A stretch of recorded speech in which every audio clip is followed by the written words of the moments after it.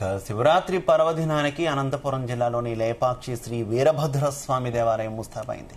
ఆలయంలో ఈ నెల 25 నుంచి మార్చి 1 వరకు శివరాత్రి బ్రహ్మ రథోత్సవాలు నిర్వహిస్తున్నట్టు చైర్మన్ రమానందం తెలిపారు. ఉత్సవాలను హిందూపురం ఎమ్మెల్యే నందమూరి బాలకృష్ణ చేతుల మీదుగా ప్రారంభిస్తామని చైర్మన్ అన్నారు. బెంగళూరు నుంచి ప్రత్యేకంగా తెచ్చిన పూల అలంకరణతో దుర్గామాత వీరభద్రస్వామి దర్శనం ఇవ్వనున్నారని తెలిపారు. ఇక జాగరణ రోజు సాంస్కృతిక కార్యక్రమాలు ఏర్పాటు చేసి భక్తులకు ఎలాంటి అవాంఛనీయ ఘటనలు చోటు చేసుకోకుండా కట్టుదిట్టమైన భద్రతా ఏర్పాట్లు చేశామని తెలిపారు.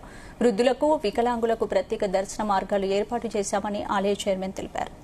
శివరాత్రి ఉద్దేశించి ఇవాళ మన లేపాక్షి ఆలయంలో ప్రెస్ మీట్ ఏర్పాటు చేయడం జరిగింది. మన కార్యక్రమాల గురించి మన ప్రెస్ మీట్ లో వివరించడం జరిగిపోతుంది. వచ్చే భక్తాదులకు నలుమూల నుంచి వచ్చే భక్తాదులకు ఎటువంటి ఇబ్బందులు లేకుండా ఈ కార్యక్రమాన్ని నిర్వహించడానికి అందరూ తోడ్పడాలని చెప్పేసి కోరుకుంటున్నాను. అదేవిధంగా ఈ ప్రపంచ ప్రసిద్ధిగాంచిన ఈ లేపాక్షిలో వెలిసిన దుర్గా వీరభద్ర స్వామి ఆశీస్సులతో ఈసారి ఘనంగా ఏర్పాట్లను కొనసాగించడం జరిగింది. అంతేకాకుండా ఈ కార్యక్రమానికి ఇచ్చే భక్తులకు, ప్రజాప్రతినిధులకు, ప్రింట్ అండ్